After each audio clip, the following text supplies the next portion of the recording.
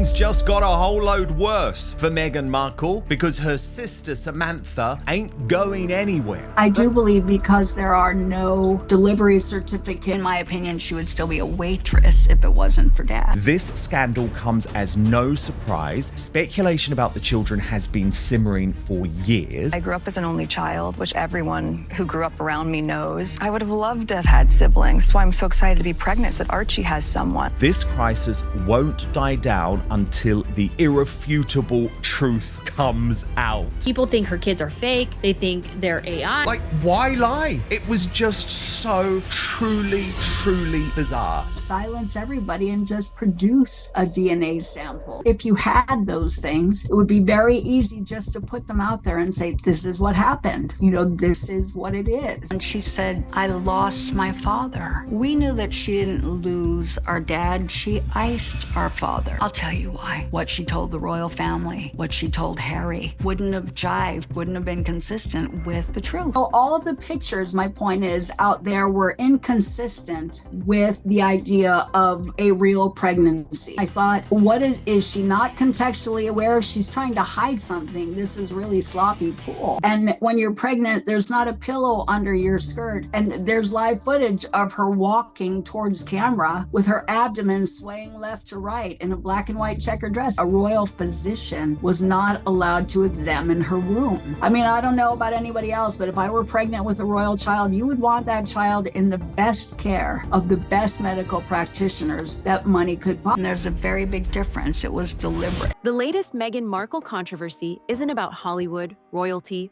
or Netflix. It goes back decades. Before royal duties, before acting roles, before Trevor Engelson.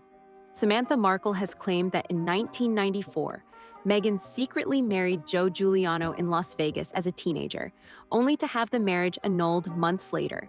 What makes this claim so explosive is the so-called missing year in Meghan's official biography, a year with no records of travel, no classmates remembering her gap year abroad, and no photos to prove the story she's told.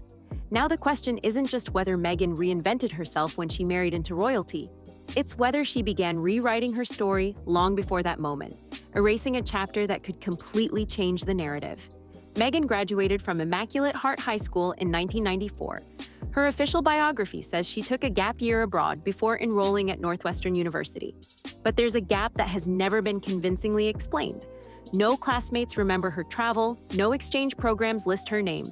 And unlike her peers, there are no photos of Meghan abroad during that period. Instead, there's silence. And in that silence, Samantha claims, lies the real story. A teenage wedding in Las Vegas, followed by a sealed annulment.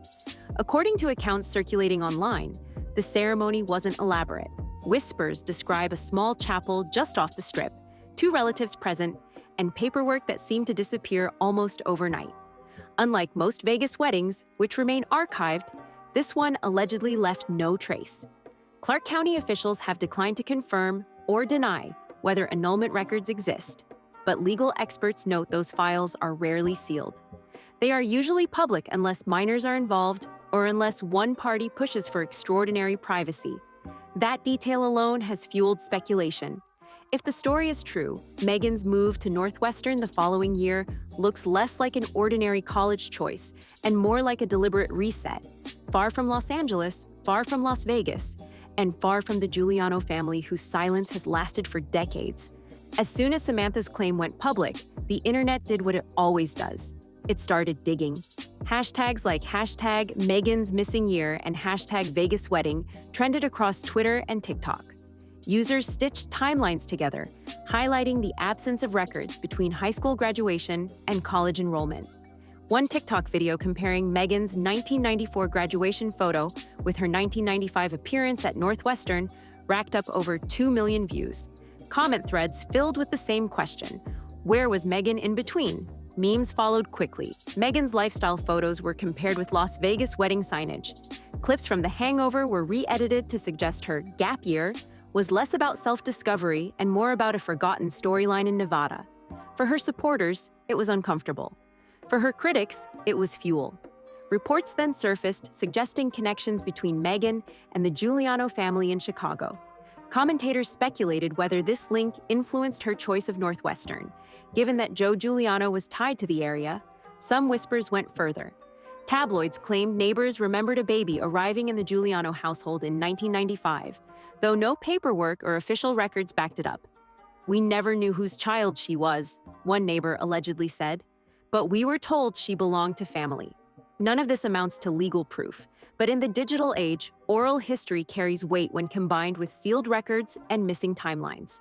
A Nevada attorney explained on livestream that annulment records are rarely sealed unless extraordinary circumstances apply. If these files are sealed, it wasn't by accident.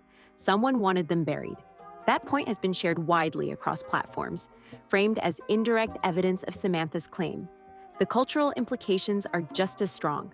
Commentators note that reinvention is common in Hollywood, but it works only when audiences believe they're getting the truth. When pieces of a biography appear erased, the reinvention feels less like growth and more like deception.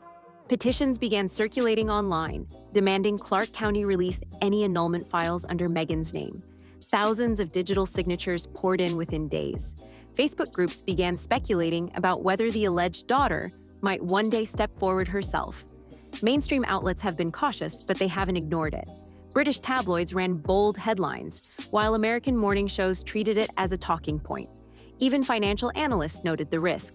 Meghan's brand, including her podcast and lifestyle ventures, depends on credibility. A scandal around a hidden marriage would erode trust quickly.